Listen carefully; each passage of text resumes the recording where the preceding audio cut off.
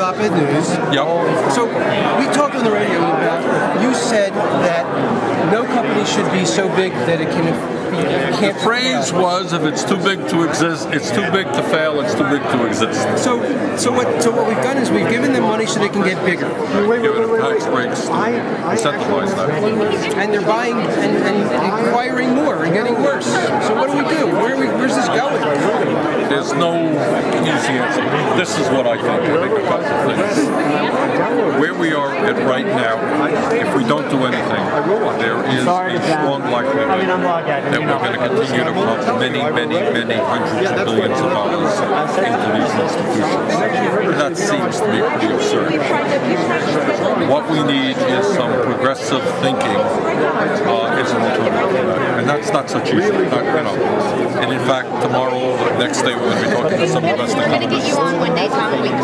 Larry, Joe Stiglitz, and others to try to figure out what is an alternative. That's good news. Number two, one thing I do believe very strongly is that we need a real investigation into how this happened and, in fact, who is responsible for it happening. I think you're hearing out there now, well, we're all a little bit guilty. You probably bought a product in the last year, right? Did you go out to eat recently?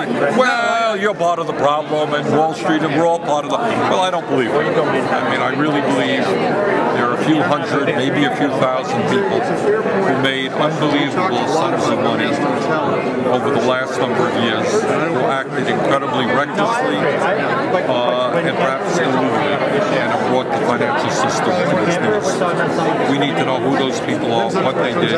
We need to hold them accountable. We need to make sure it doesn't happen again.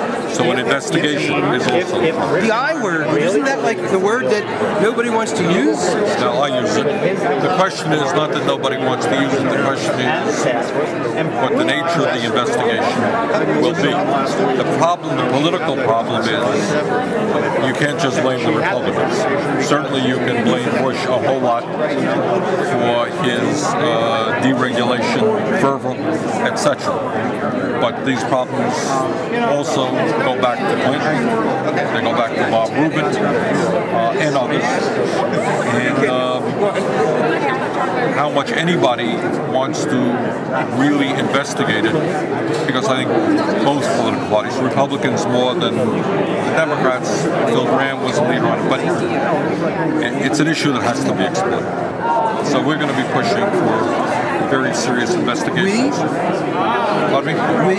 Well, I hope some others will as well. Yes, there are other. We'll see. I mean, the answer is, I think we do.